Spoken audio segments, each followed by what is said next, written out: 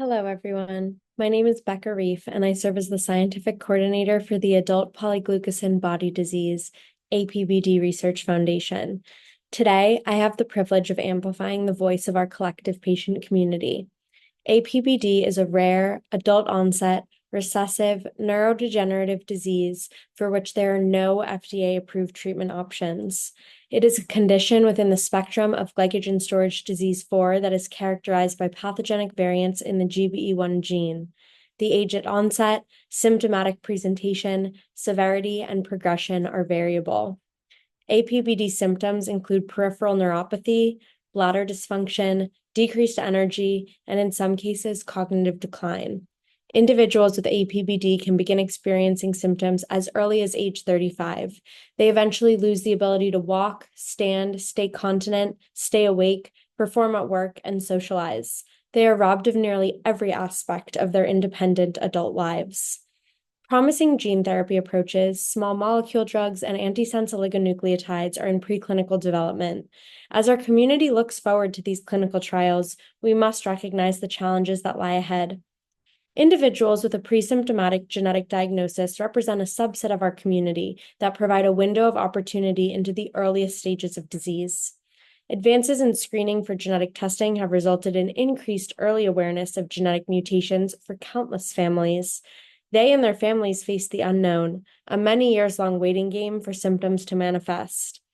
During the 2021 APBD listening session with the FDA, several of these individuals testified that they too are waiting for a treatment before APBD symptoms manifest later in life.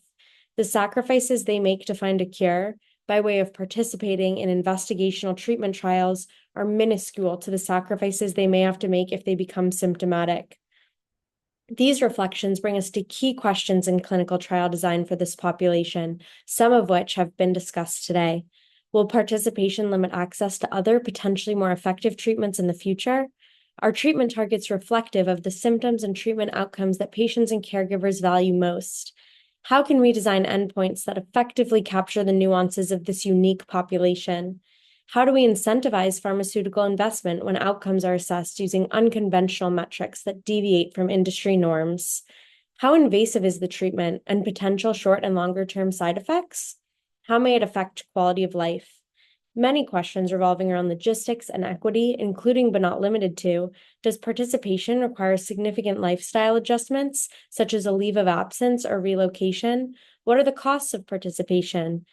What patient data is being collected? How are inclusion and exclusion criteria determined? Is this clearly communicated to patients before diagnosis? Can patients participate without having to disclose the diagnosis to others, such as an employer? Can the trial be adapted to fit into daily life?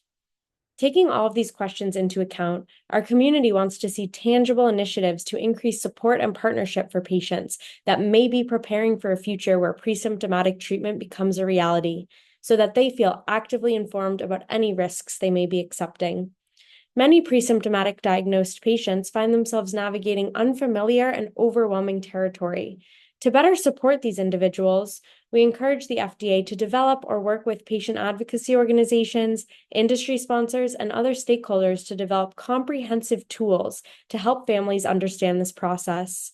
Tools such as a guide for those pre-symptomatically diagnosed and drinking out of a fire hose. We must communicate both opportunities and preparations needed to participate in trial design or trials themselves effectively. This clear guidance is essential for patients to assess personal fit in potential trials.